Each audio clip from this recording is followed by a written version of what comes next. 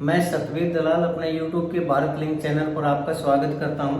दोस्तों, आज हम जिस शख्सियत से रूबरू हो रहे हैं वो शख्सियत गुड़गांव की एक जानी मानी शख्सियत है। बहुत ही मिलनसार स्वभाव के धनी है और गुड़गांव के वार्ड 28 के चुनाव लड़ने जा रहे हैं। तो सबसे पहले तो हम परिचय करवाते हैं, ये हैं हमारे आनंद गुड़िया जी। तो आनंद गुड़िया जी, आपका हमारे भारत लिंक चैनल पर स्वागत है सर। भारत लिंक चैनल के दर्शकों को नमस्कार।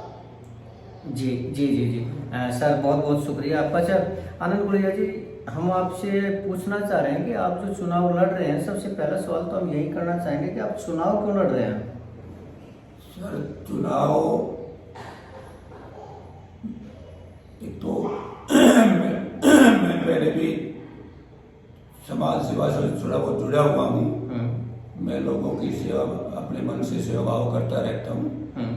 और दूसरा, मेरे जो कॉलोनी वासी हैं, काफी लोगों ने मिलकर मेरे को चुनाव लड़ने के लिए तैयार किया है, इसलिए मैं चुनाव लड़ रहा हूं। अच्छा, आपका कहने का मतलब यह है कि आपके वार्ड के लोगों ने आपको आदेश दिया, तो इसलिए आप चुनावी मैदान में आए हैं। हाँ जी। कौन से वार्ड से चुनाव लड़ रहे हैं गुड़िया साहब आप? 28 नंबर वार्ड से। अच्छा। अच्छा, सबसे पहले आप चुनाव लड़ रहे हैं तो आपको ये भी पता होगा कि आपके वार्ड की समस्याएं क्या हैं। तो हम आपसे ये पूछना चाहेंगे कि आपके वार्ड में समस्याएं क्या हैं जिनको दूर करने के लिए आप चुनाव लड़ रहे हैं? देखो जी, समस्याएं तो पूरे गुड़गांव में ही है। जैसे बारिश के पानी की निकासी नहीं है। हाँ जी, पानी की निकासी का तो बड़ी समस्या है सर, यहाँ की बड़ी प्रॉब्लम है। तो उसका कैसे समाधान करेंगे आप? सीवरेज वगैरह है। ठीक है। इनकी तो देखो जी, प्रयास तो पहले वाले पार्षदों ने भी किया होगा। ठीक है। लेकिन अभी तक समस्या का कोई हल नहीं हुआ। अच्छा, और क्या समस्याएं हैं सर? बिजली के तार वगैरह हैं सर, ये जैसे 40 साल पुराने हैं। इनको भी बदलवाने का प्रयास करेंगे। ठीक है। और क्या करेंगे? और जो भी समस्या आपका सफाई पे भी विशेष ध्यान देंगे। अच्छा, चलिए। तो रोजगार की स्थिति कैसी है आपके वार्ड में? रोजगार मेरे वार्ड में सरकार की तरफ से कोई रोजगार नहीं मिल रहे।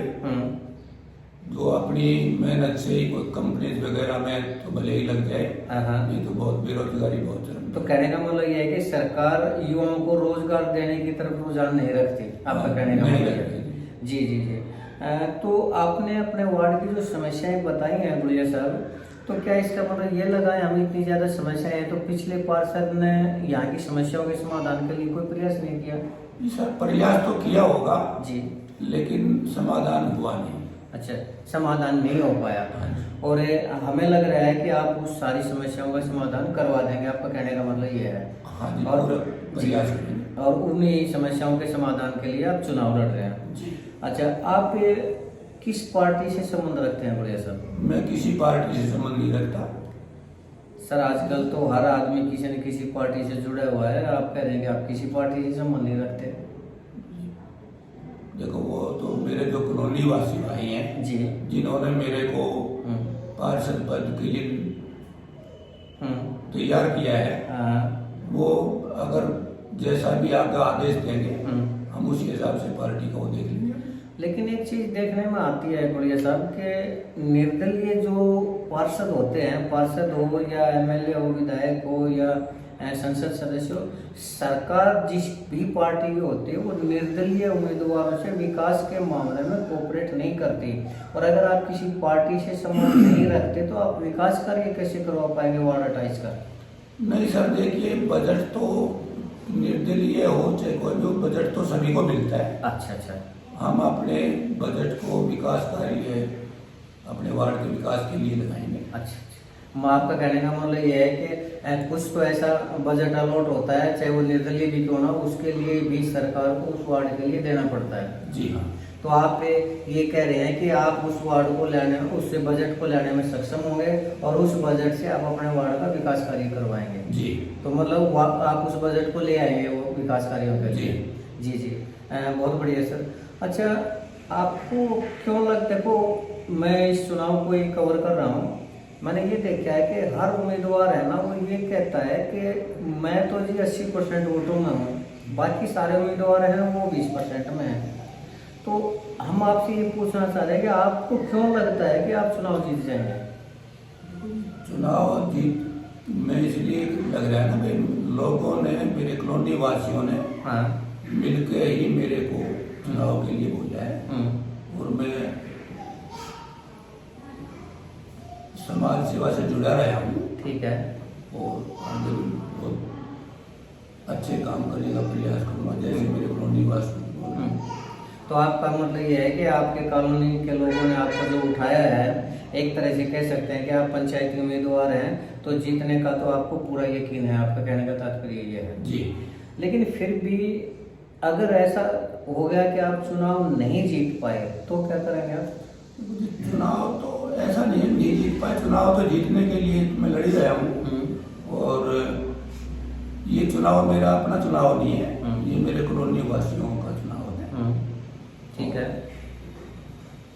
तो आपको लगता है कि चुनाव तो जीतेंगे, लेकिन फिर भी हम ये पूछ रहे हैं कि मान लो किसी वजह से आप चुनाव नहीं जीत पाए तो क्या अगला फिर चुनाव भी मैं लड़ेंगे? अपने वार्ड के भाइयों के लिए दिन रात तैयार हूँ, किसी भी काम के लिए।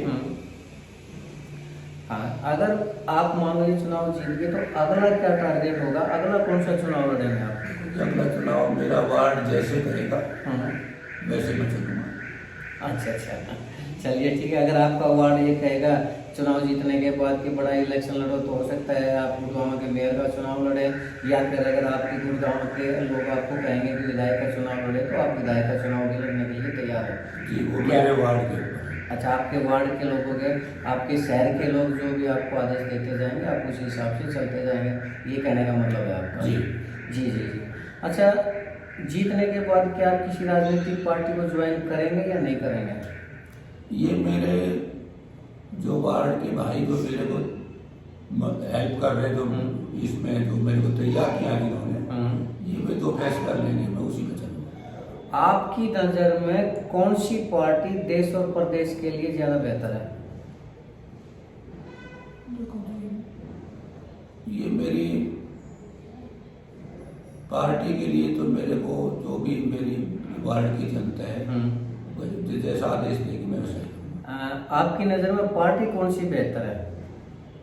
पार्टी मेरी नज़र में तो निर्दलीय हूँ, दोनों ही पार्टी बेहतर है। सभी पार्टियां, आपका कहने का मतलब ये है कि सभी पार्टियां देश प्रदेश के लिए अच्छा कार्य करने का प्रयास करती हैं, तो न तो आप बीजेपी के पक्ष में कह रहे हैं, न कांग्रेस के पक्ष में कह रहे हैं, न किसी और पार्टी के पक्ष में कह रहे हैं। आपका यही मतलब है कि आप एक गैर राजनीतिक आदमी हैं और आप सभी पार्टियों को एक तरह से देखते हैं, कि समान देखते हैं, क्या ये कहने का मतलब आपको? जी। बहुत अच्छी बात है सर। आपने अपने वार्ड के लिए आज तक क्या कार्य किया है सर? चलिए, आपने समस्याएं तो हमें बता दी, लेकिन अपने वार्ड के लिए किया क्या है? अभी तो ये वैसे वार्ड बंदी नहीं हुई है, बाकी मैं हमेशा ही अपने वार्ड में जी साफ सफाई में या किसी भी सामाजिक काम में, किसी संगठन में जो भी मेरे को आदेश मिलता था मैं उस पर आधी रात भी तैयार करता था। क्या आप किसी सामाजिक कार्य का उल्लेख करना चाहेंगे कि जो आपने ये कह सकते हैं कि इंसानियत के नाते एक ये बहुत बढ़िया काम किया है? और देखिए, कुछ लोगों की मान्यता ये होती है गुड़िया साहब कि नेकी कर दरिया में डाल, लेकिन फिर भी मेरा ये मानना है कि जब तक कि कार्यों को बताया नहीं जाएगा, दूसरे लोगों को कैसे परिणाम मिलेगी कि वो भी आपकी तरह कार्य कर सके? तो क्या आपने कोई ऐसा रिमार्केबल या कोई ऐसा उल्लेखनीय कार्य किया है समाज के लिए जो कि एक नई मिसाल दे जिसकी दी जा सके? देखो जी, मेरे घर के पीछे गली में एक बुढ़िया थी, पंडित बिरादरी से। अच्छा, मतलब गरीब। अच्छा, जी। तो उनकी 2 लड़कियां थी, वो बुढ़िया बीमार हो गई थी, मैंने ही दाह संस्कार किया था। अरे वाह जी। और उन लड़कियों ने मेरे को भाई माना, मैंने भी उनको बहन वाला दर्जा दिया, और दुख में सुख में मैं उनके साथ रहता हूँ। जी। और बड़ी लड़की ने अपनी लड़की की शादी करी, वो मेरे यहाँ भात लेके आई। जी। मैंने भात जैसा भी मेरे से हुआ, बहुत बढ़िया, मैंने मान सम्मान के साथ उसका भात भर के जी और विदाई दी। बहुत अच्छा किया सर।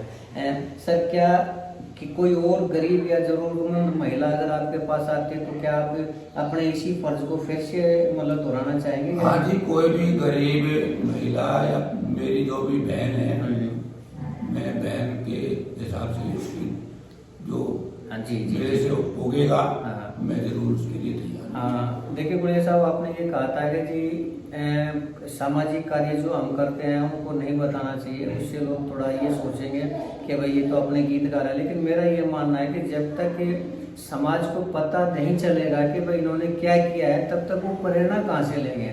इसलिए आपके ना चाहते हुए भी हमने आपसे ये सवाल किया कि थोड़ा सा आप समाज को बताओ कि भाई आपने क्या क्या कार्य किए, ताकि अगर कभी ज़रूरत पड़े तो समाज के अन्य लोग भी आपसे प्रेरणा ले सकें और इस तरह का कोई कार्य कर सके। तो आपके ना चाहते हुए भी हमने आपसे ये बात पूछी, इसके लिए हम माफ़ी चाहते हैं।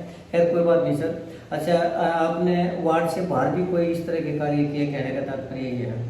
हाँ सर, कोई भी जैसे संगठन है, संस्था है, कोई मेरे जो भी छोटा मोटा हुक्म होता है मैं पूरा करता हूँ। अच्छा, कहने का मतलब ये हो भी जो भी व्यक्ति आपके पास आता है, मदद के लिए आता है, आप कभी किसी को मना नहीं करते और जितनी आपकी कैपेसिटी है वो तन मन धन से अगले का सहयोग करने का प्रयास करते हैं। जी जी जी। भविष्य की क्या योजना है आपकी गुड़िया साहब? भविष्य में तो जो मेरे कॉलोनी निवासी जो भी कहेंगे, हाँ हाँ, हम उसी हिसाब से चलेंगे। ठीक है। चलिए, आप वार्ड 28 के लोगों को क्या कोई संदेश देना चाहेंगे? देखो जी, ये इलेक्शन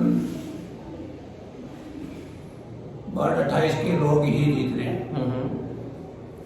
उन्हीं की जीत है ये। ठीक है, उनकी जीत है, फिर भी कोई आप उनको संदेश देना चाहें कि आप उनके लिए उनकी सेवा में तत्पर रहेंगे या नहीं रहेंगे? मैं उनके लिए हमेशा तैयार रहूंगा।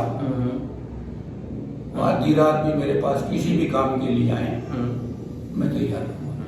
जी जी जी, बहुत अच्छी बात है सर। चलिए सर, हम आपका ज़्यादा वक्त नहीं लेंगे, हम सिर्फ एक सवाल, आखिरी सवाल पूछना चाहेंगे। क्या आप भारत लिंक के दर्शकों को कुछ कहना चाहेंगे? अभी भारत लिंक के दर्शकों को मैं धन्यवाद दोबारा करना चाहूँगा। जी जी जी। और भारत लिंक के जितने भी दर्शक हैं जी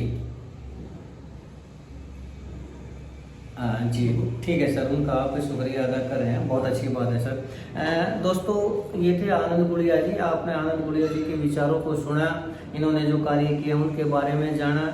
आनंद गुड़िया जी वास्तव में ही एक बहुत ही मिलनसार व्यक्ति हैं, बहुत ही मिलनसार व्यक्तित्व के धनी हैं और एक समाज सेवी शख्सियत हैं।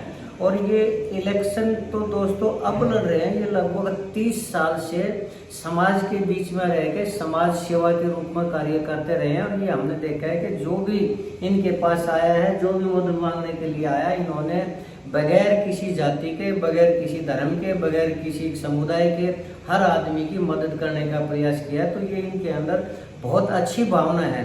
और हम वार्ड 28 के लोगों को ये जरूर कहना चाहेंगे कि देखिए, प्रतिनिधि तो हर किसी को चुन लेते हैं, लेकिन आदमी की जो छवि है, उसकी भावना है, उसको जरूर देखना चाहिए। और अगर आपको लगता है कि आनंद गुड़िया जी अच्छी छवि के व्यक्ति हैं और समाज में और आपके बीच में हमेशा रह के कार्य करते हैं, तो हम भी निवेदन करना चाहेंगे वार्ड 28 के लोगों को कि आनंद गुड़िया जी जैसे लोगों को समाज का प्रतिनिधित्व करने का एक बार जरूर मौका दें, ताकि ज़्यादा से ज़्यादा वो भी और ज़्यादा उत्साह के साथ, दुगने जोश के साथ समाज के लिए कार्य कर सकें। तो आपने आनंद गुड़िया जी के विचारों को सुना, आपने हमारे इस प्रयासों को सुना, तो और आपने हमारा वीडियो देखा, इसके लिए हम आपका बहुत बहुत शुक्रिया करते हैं दोस्तों।